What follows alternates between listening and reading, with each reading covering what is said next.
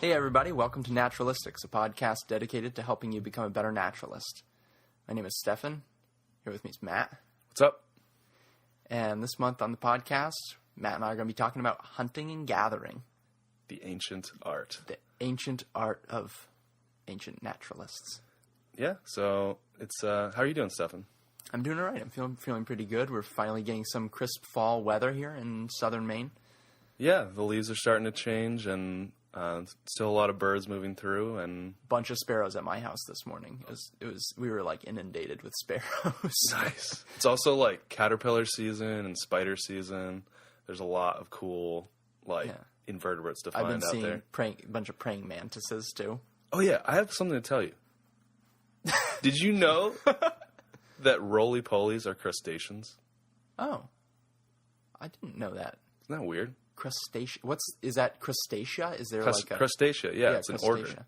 Huh. Yeah, so it's an order. Yeah, they're in the order Crustacea. Are they? They're isopods. They're isopods. They're not arthropods. They don't have segmented legs, right?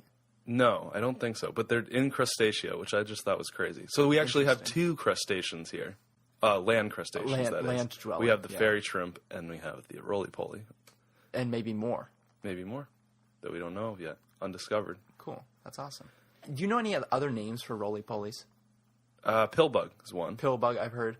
What about, is sowbug? Is that Sowbug is also one. Yeah, actually, I think Okay. that's the one they were calling it in the Peterson's Field Guide. Yeah, okay. Which is where I saw I wanted to make the sure crustacean thing. I had that in my mind, and I wanted to make sure there was like some basis for that to be, because I was digging out a compost bin, and there were just tons of those things crawling out of the woodwork there. Yeah, they're pretty awesome. Well, let's get down to business here, and before we can, just give us the update. I'll just give you a heads up here. Just want to say thank you to everybody who's been sending email and responding with like super awesome feedback for us. Yeah. This is episode 10, which is crazy, and 10 months into it, and it's been cool to get all the responses about how people are enjoying the podcast. So yeah. And I just also wanted to mention, like, if you're enjoying it, get on iTunes, give us a 5-star rating or whatever. Write us a review. We definitely we're just starting out, so we need that kind of stuff. Don't go on there if you don't like us. No, honestly though, if you do have some critical feedback, we'd love to hear about it. Definitely email us. Just don't put it in the public. The whole idea behind this is that, as we become better naturalists together, hopefully Matt and I become better broadcasters in the process. So we love to hear feedback. So give us a like, share, subscribe, all that stuff. You can find us. You can email us at naturalisticspod@gmail.com, and you can find us on Twitter and Instagram if you'd like. So shall we begin? Yeah. So hunting and gathering. It's a interesting episode. Yeah. Interesting episode idea that Matt and I are both kind of had in our minds of late. The time of year here in Maine or New England in general where we live, there's a lot of stuff to be gathered at this time of year. Plant wise, there's a lot of things that are coming ripe, and so we've both been doing some gathering. I don't know. Yeah. You haven't been doing much hunting yet, have you? I haven't started hunting yet, unfortunately. I did a little squirrel hunting. Yeah, it just seems like the time of year when humans, naturalists, we just like to get out there and gather. It's like we become squirrel people a little bit. Have to start socking things away. Yeah, it's like it almost feels like a natural instinct to start getting ready for the colder months. Yeah, it reminds me like there's sort of a relationship there where in so many ways we've domesticated ourselves over the centuries and have sort of, cut off or choked out a lot of these relationships that we have with other species. Yeah. And when you go out and you forage or you go out and you hunt, you're tending a relationship to those species. So you're gathering berries, blueberry season in the summer, like you're tending a relationship to those plants. Yeah. In the fall when there's things coming ripe, fruits and nuts and all that, you're tending a relationship. When you go out when you go out and you sit and you wait and you try and see deer. Yeah. Coming up soon here Yeah. in November. Oh, yeah. You're tending relationship there. So it's a way to be, make more observations, be more connected to those things, which is definitely relevant for naturalists to have that experience. Yeah, I think it's extremely relevant. Like, before we get in too much, I got a little story about hunting. Great. Just to kick it off with, this is a story from last year during deer hunting season. I was hunting with a rifle during rifle season here in Maine, and I'm actually not. I haven't been hunting my whole life or anything like that, but I do love it. I really love to get out there and see deer. I just love watching deer. I love thinking about where they are. I love tracking them. I love eating them. I love just the whole thing is great to me, and I think like most hunters, I think the killing part is not my favorite. Like, I'm not doing it to kill something, but it's I think it brings me in closer relationship to the whole, the whole thing, the whole life and death experience. And I think being able to kill something and eat it is a really special part of my year. And so, yeah, this story is from last year, and it was late November. So I had been hunting for a couple weeks. I already spent, probably 100 hours out in the woods. I think last year I saw something like 40 something deer. And, which just for folks maybe listening outside of, like, if you live in southern New England or elsewhere in the country. Yes, down south. In northern New England, seeing 40 deer in the matter of a few weeks is like, that's a lot of deer. I was excited about it. And, I hadn't shot one. I hadn't harvested a deer yet, but I felt like it was my best deer hunting season yet, just because I had seen so many deer. And because in past years, I would go a whole month and not see a deer. It just feels, that's really hard to go through that. But yeah, so I was seeing lots of deer, and I had this special spot, and I was actually up in a tree. I don't have a tree stand. I don't really like tree stands, but I have this little nook that I like to climb up into this tree, and I hang out there. And it seemed to me that the deer didn't see me up there. They couldn't smell me up there, and I'd see lots of them. I was up there, and I went out wicked early in the morning to find it. And there was a nice frost on the ground that had left, those little ice crystals on, like, the tops of wetlands and stuff like that. And it was pitch dark, and the stars were out, and I snuck out there trying to make as little noise as possible, super bundled up in all my hunting clothing, and I climb up in this tree, and I nestle in. And I'm there, and I'm listening. There's wind. All the leaves on the trees are gone. Not any birds yet. Maybe the occasional flying squirrel chitter. When all of a sudden, I heard this little crunch from, like, behind me to the left. And, when you're a hunter, when you hear something like that, you just don't move. Like, you just don't move really at all unless you're going to take a shot or something like that. So I just was perfectly still and just, like, was waiting for that thing to come around the corner. And I just listened, and I didn't hear it again, but then all of a sudden I saw this dark, shadowy figure come out, and the light was just coming up, and it was a bobcat. And it was right below the tree I was in, so like 20 feet from me, and I'm looking at it from, like, side eye, looking at this bobcat side eye, and I'm like, don't see me. And then, of course, like, right when I think that, it just looks, boom, right into my eyes, like, what, right up into the tree. And I make eye contact with this bobcat, and it was dark enough where and I was kind of like crouched and, like, hunkered down. So I don't think the bobcat could tell what I was, basically. It knew you were something. So we stared at each other for like 10, 20 minutes in the dark of this morning. Like, it just knew that something was in the tree, and it just did not want to move. Maybe it thought I was an owl. Maybe it thought I was a hunter. I don't know. But I got to see this bobcat have a really awesome bobcat encounter just while hunting deer. And I actually didn't see any deer that day after that. But that was so amazing. Such a, like, incredible hunting experience for me. It's one of my favorite moments. Yeah. Thanks for sharing that. So, you didn't get a deer? No, I didn't. Not that year. But, which was ostensibly sort of like the reason for you being out there was to be hunting, to like procure deer meat.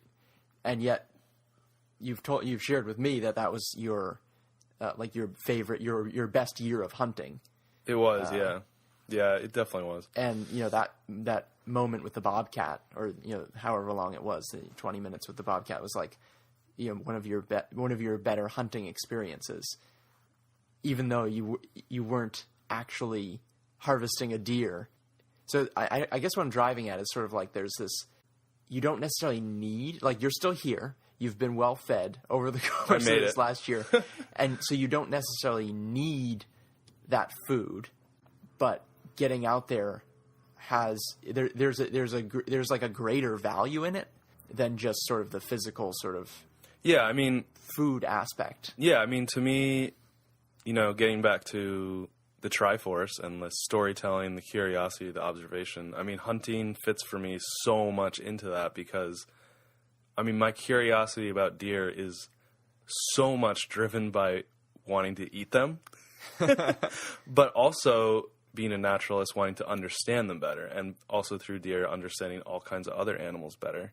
And it motivates me so much to be still in the woods, right? Yeah. Like nothing else. It motivates me to be still. I think that's the sticking point, right? And like nothing else, it motivates me to be in the woods wicked early in the morning and, spend a ridiculous amount of time just waiting. And that's when you're going to see animals and wildlife here in New England and in most places, is when you're still and quiet and listening. I'm also masking my scent. I'm thinking about the wind direction. I'm thinking about, the habits and timing of these animal movements. And I'm learning and observing so much. And then, I love to share my hunting stories as well. So this is just one of them. Yeah. This bobcat story.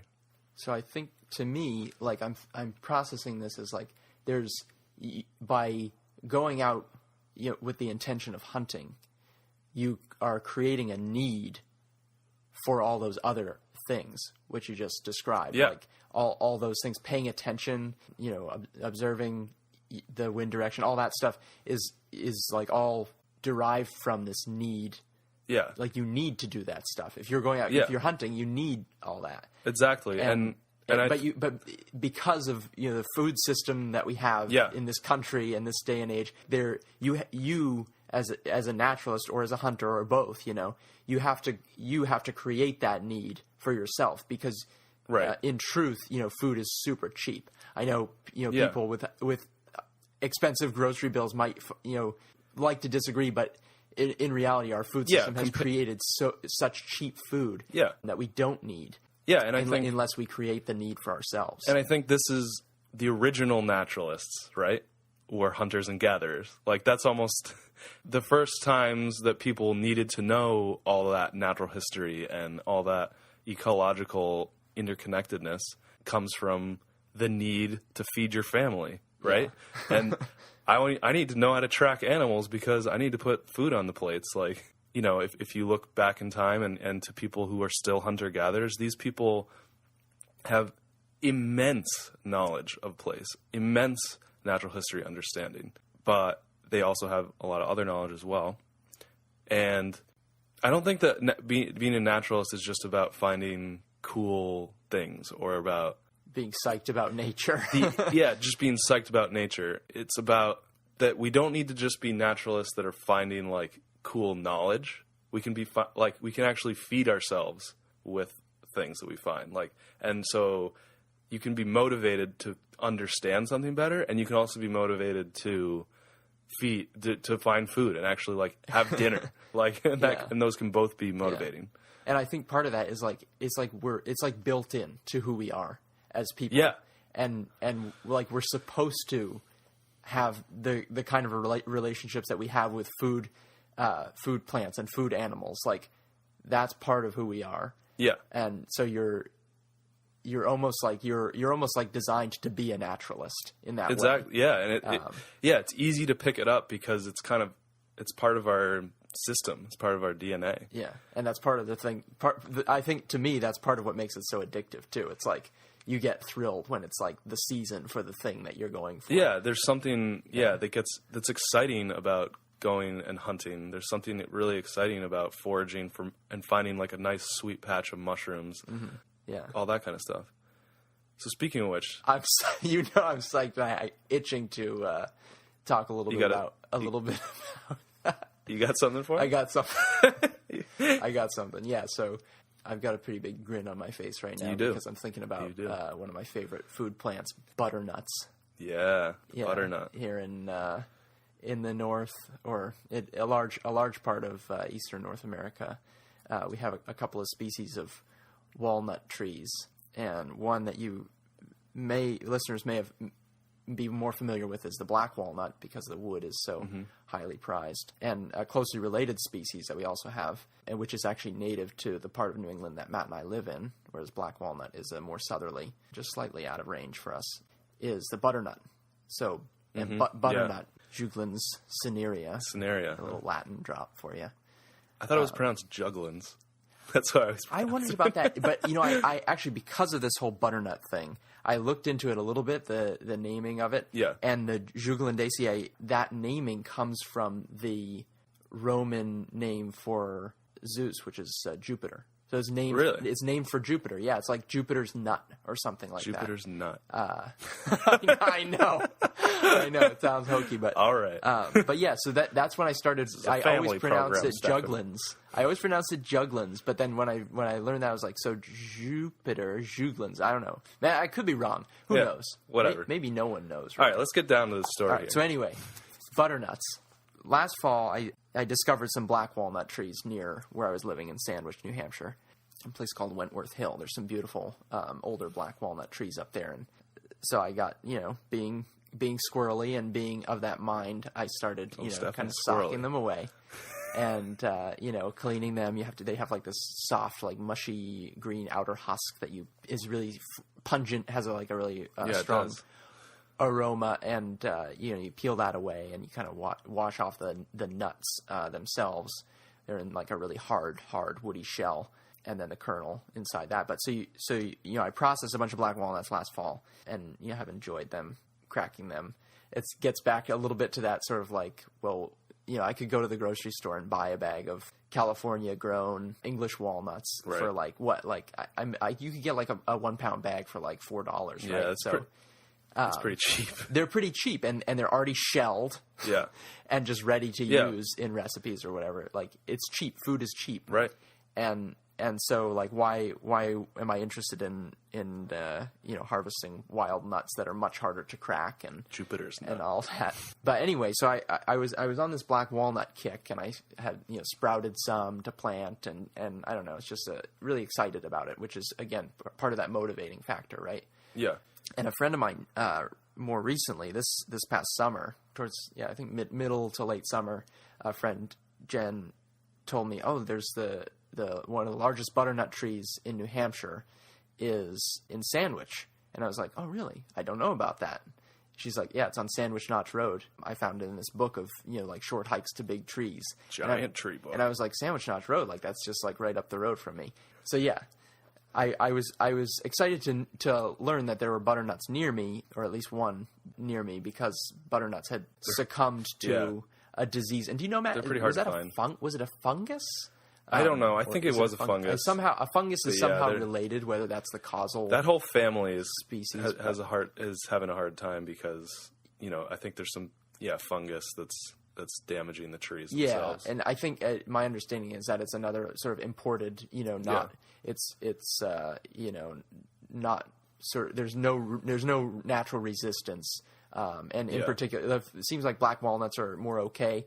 Butternuts. Yeah, it's one of those costs to like a globalized world, right? Because the butternut is a native plant that isn't used to all this fungus that's been transported around with wood and all this kind of stuff. Right. So then that was my up until now. More recently, that was sort of my understanding of butternuts, and I kind of it kind of put me into this box, this mindset where it's like, there's no butternuts around. Like they're right. I don't look for them because I don't think they're going to be there. Yeah. And all of a sudden, I went and I saw this big one, and I was psyched. And there were a few nuts on the ground, kind of like the duds that they drop, the sort of the underdeveloped ones that they drop earlier. And it got me into this mode of like, all right, now I'm looking for now I'm looking for this tree, which I had, not been looking for, up until now. And so I start, driving around in a bunch of familiar places I've spent lots of time, thinking that I knew them pretty well.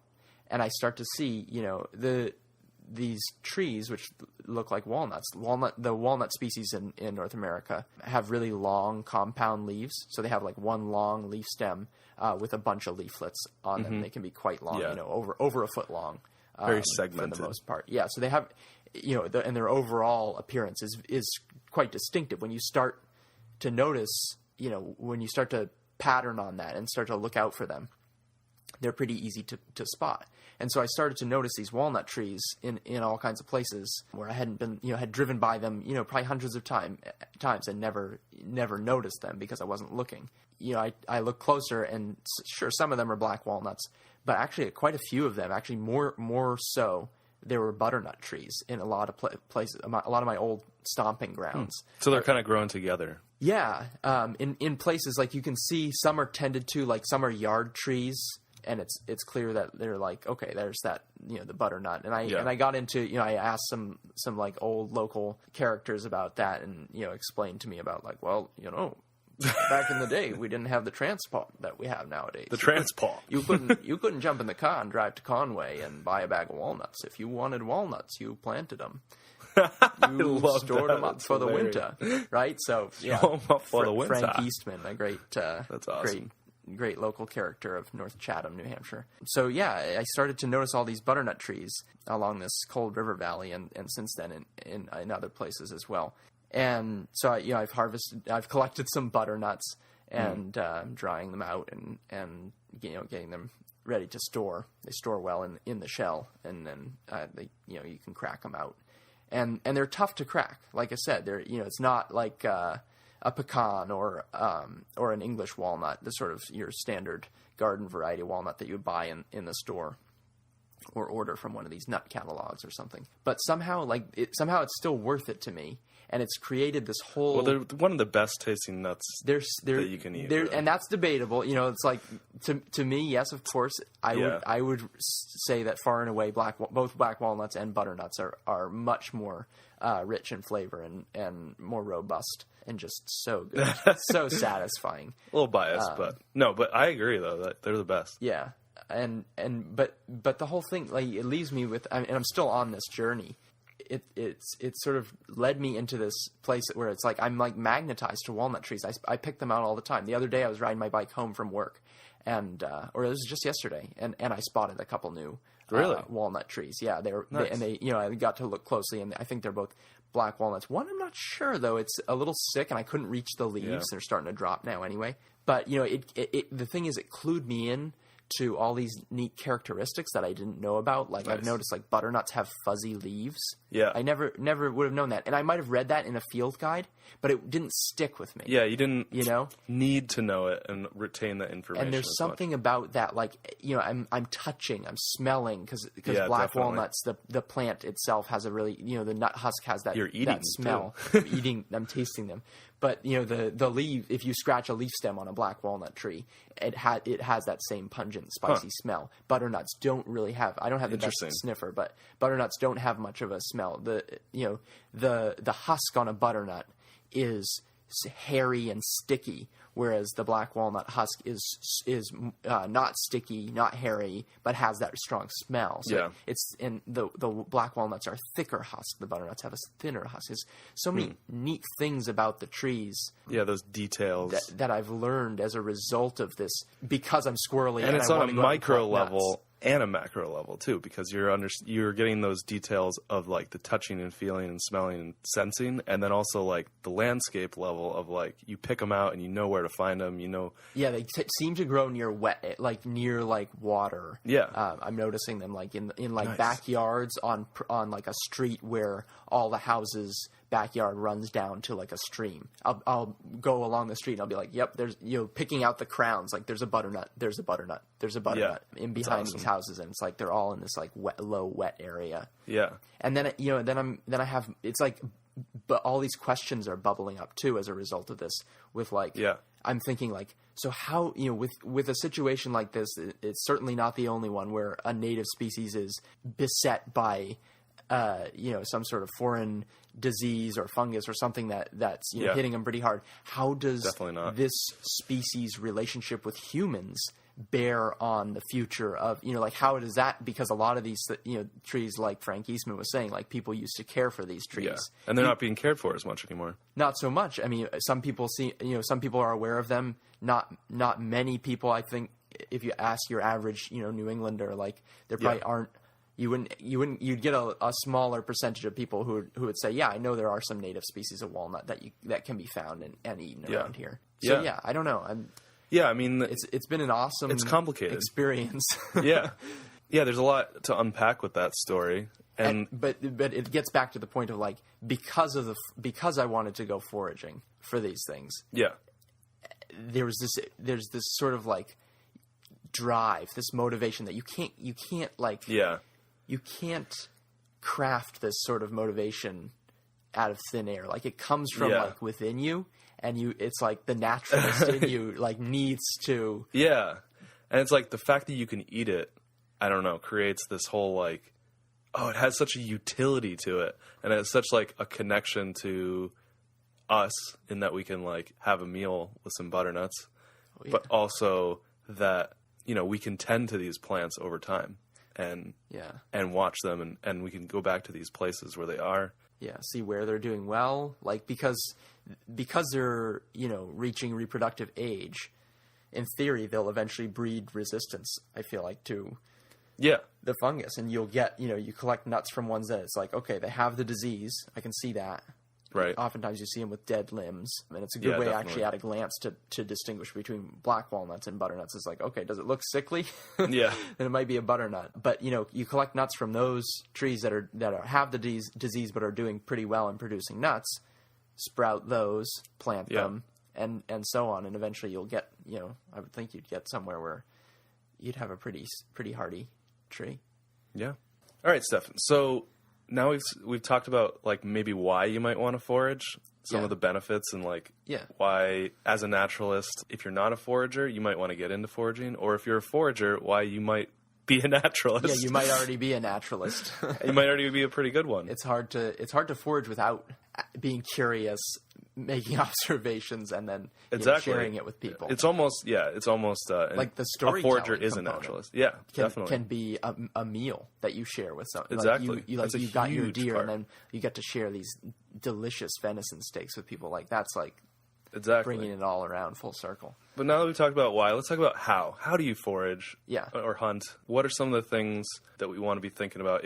If that's something that you as a listener want to get into, we want to make sure that we give you some pointers. Yeah, I think one thing that probably we both agree on, Matt, is that you got to tap into your community. Whether the local knowledge is great, especially if you just want to break into foraging for something. If foraging is new to you, or if you want to forage for something new that you haven't had experience foraging, it's great to find like some local mentor who can give you some pointers. Sometimes some of these things, like mushrooms in particular, people are pretty tight-lipped about actual locations, but they might be able to give you some advice about like, I've always noticed they grow on oak trees. Yeah, I think people are pretty excited to share that kind of knowledge. Usually, I think you're right though. Maybe locations not so much, but definitely ID, and you're going to need that ID because for a lot of these things, mushrooms being right at the top for me, you're going to need to be 100% sure. 100%. And the only way to know really 100% is to be with someone who really knows their stuff, an expert that has eaten that thing before. Yeah. And they don't have to be a mycologist. They could be an expert in chanterelles. Yeah. And they can show you about how what's safe to eat as far as chanterelles. Yeah, and I think as far as hunting goes, same thing. You can't just jump into hunting. You can't just go out and get a weapon and just get out there in the woods. Like, you really want to make sure that you find there's amazing hunting communities in this country. There's people who are really excited to share their passion of hunting. So go get your gun hunter safety course X'd off, and maybe you'll meet somebody there who can show you the ropes. And I'm sure people are really excited to do that. But quickly, what are some of the things that we forage and hunt for? Yeah, because part of the how is like just to depends what you're after. Give people like a little like sense of like what what we like to forage for, maybe one of these things might catch your eye or ear. Yeah. So what are our favorites? Yeah, what are our favorite things to forage for, Stefan? Butternuts, nuts. Butternuts. That's acorns. There's a lot of fall stuff. Acorns are awesome. huge. Easy to get. A lot of get. processing, but good. I've just did some wild rice harvesting. It's my first year doing that, but I'm excited to continue doing that. Yeah. In the spring, there's all kinds of greens, like dandelion greens, and you can make fritters out of kinds of flowers and stuff like that. Trout lilies are awesome, although don't eat too many of the leaves. We know where that goes. Some people do, at least. You mix them in with a salad. No, it's great. Mushrooms.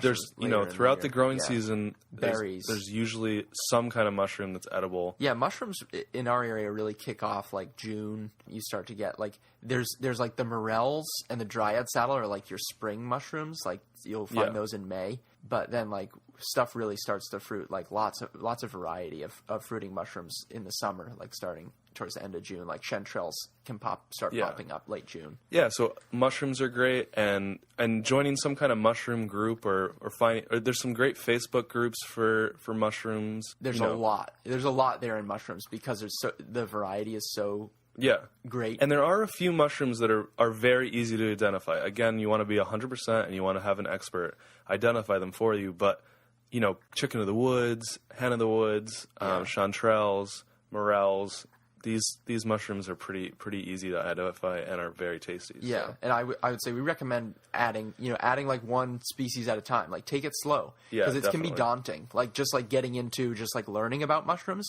getting into learning about foraging for mushrooms is the same thing. There's a lot there. Yeah, and so just agree. learn one species, learn one or two species really well, forage for them, eat them, like get to know that. Yeah, and take it slow and learn how to cook them well, and then add to them. Yeah, over time. Yeah, so mushrooms, anything else? Oh, fishing, something that I love to fish. Oh, yeah. But, God, there's so much. Shellfish. Oh, ramps. Yeah. Those are just some of the things that we like to forage ramps for. Are another good spring one.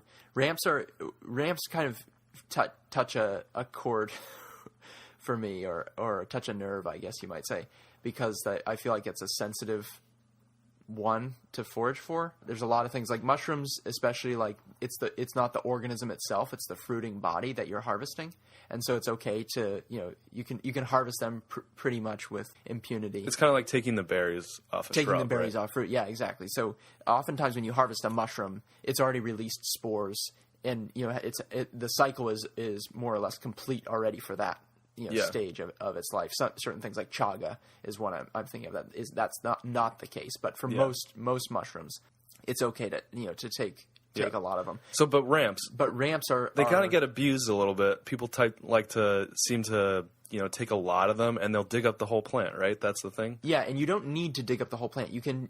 What I like to do is cut like a few leaves from like a square foot patch or something. Yeah. I'll cut a few leaves with a knife. When I'm lucky enough to actually have a chance to harvest ramps, we don't get them too much this side of the kit, but it's just one of those. And this is getting into the ethics, right? And I just wanted to take a second to say, like, some people have some really hard and fast rules about how much of something you should be taking. Mm-hmm. I guess I wanted to say that there's not really any always take 10% or always take a third or count 1 in every 8. Take it. It's it's never going to work like that. The problem with those kinds of rules, Matt, is I feel like especially on this podcast, like you're taking out like the actual like critical thinking portion of making the decision. Yes, exactly. So it's kind of like it's totally counterintuitive to what we're about. So make the call, for the given patch. You have a patch of ramps. And know your organism, like the ramps, versus mushrooms. Like know what part of the animal or plant you're taking. Well, part of the plant. How long it takes for that to come back, harvest it in a way where it's like, okay, I can take X amount, consistently from this patch every year, and the patch will grow. And know if other people are taking something from this patch. If this is a popular area to collect from, you want to take even less or maybe not even take anything from. Depending on the year, if it's knowing not doing well. If wildlife depend on this food source, and leaving some for them. Yeah, like in the case of the butternuts or the hickory nuts. Yeah, exactly. You're actually hard pressed to beat the squirrels to getting those. They'll be stashing them away. But I think in general, it's taking a less like, oh, just gimme kind of attitude about it, and knowing just overall like that you as a forager or definitely as a hunter too, like you're like an ambassador for all people who forage and hunt. The way you act in the woods or wherever you're doing what you're doing, you're standing for something that all foragers and hunters stand for. And people who are not naturalists, not foragers and hunters, they're gonna make judgments based on the way you act. Mm-hmm. So some of the things along those lines are, if you're harvesting from somebody's property, make sure you ask. Yeah. Make sure you get permission to use people's lands. And people really appreciate that. And maybe bring them something that you harvested. That's really good. Like, what a great way to give back and show other people how cool their property is. Yeah, oftentimes, like in the case of the butternuts, I've harvested some butternuts this fall from sort of edges of properties, like near the road. I've met some people and talked to people, and they didn't know what they had there. Like, they didn't know they had butternuts. Exactly. They knew there was something, they're like, oh, we've seen these little green, weird green sticky things. We didn't know what they were. And so, there's like that sort of, it ties back into that community and like expansion of awareness and knowledge. Don't be afraid to knock on someone's door and say, hey, can I harvest these mushrooms that are growing on a stump outside your house? And they may say no because they're going to harvest them. But that, in any case, mm-hmm. it'll come out with some kind of relationship forming between you and that landowner, like where you're both getting to know each other a little bit better, and you're both sharing your knowledge. That was one thing I wanted to say, and then the other thing was, so if you're hunting and you're using a weapon like a gun, you definitely want to just follow all the laws and safety rules around guns. Like I said before, you represent all hunters to some extent by being out there, and just really making sure that you're following all those rules to the T. Yeah, absolutely. Anything else on ethics that we should discuss, Stephenson? No, I think that's pretty good, and I really like that it's up to you to make the right call, and that you are you're gonna have to understand more about the thing that you're harvesting in order to be able to make a good call as far as like what you harvest, where you harvest, when you harvest, how much you harvest, all that stuff. That decision is informed by your understanding of the plant or animal. Yeah, and knowing that you have an impact no matter what. I think that you're a part of the process out there gathering, that your choices will impact like future generations of foragers. I would like to see a world where we have more people foraging and hunting personally. So I think the better we tend to the land and the better we communicate in our communities, the more of this food and knowledge that will be available for everyone. So and let me just say that I think one of the hard things about forage, I want to draw the line with foraging. Commercial harvesting of wild foods, I think, is something that oftentimes, as has been the case with ramps, can cross the line. Where for sure. When you look out into a forest, that's covered with ramps, and what you see is dollars instead of food, that's not really in the vein of like the kind like what you and I consider to be foraging, Matt. Yeah, that's not really foraging. That's exploiting. Yeah, I mean, they're not naturalists, right? They're just for the most part, they're just. I don't have anything against people who, are finding ways to earn a buck here and there, but I feel like because the health of the resource is first and foremost. Yeah. I feel like that needs to be reflected in your etiquette. Definitely. While you're there, depending on whether you take some or don't. Yeah, think long term, think big picture, think ecologically. That's what we're recommending. So, and have fun with it too. Well, that's inevitable, right? I can't imagine someone being like, "This is not fun." Foraging is so exciting, and it's you can become obsessed. We've seen that. Chris Matherly and the Morel maps, like those Morel people, they get into it. Shout out to Chris Matherly. So we're gonna close it out here, but just want to end with a couple questions for you all, listeners. What are you foraging for? What gets you excited to get out there and hunt or find? And what are these things that get you to naturalize a little bit more? Yeah, learn more about the things that you find. in the woods. And how do you store them up? How you make jams with berries? You know, how do you like to cook things? Yeah, send us some recipes. What do you or use something. them for? It's not just food. Like you can use things for making dyes or fibers and things like that, and all that falls under the category of foraging. Yeah, so let us know what you're foraging for out there, and yeah, that's gonna wrap it up. Yeah, thanks for listening, and look forward to catching you next time. Peace out.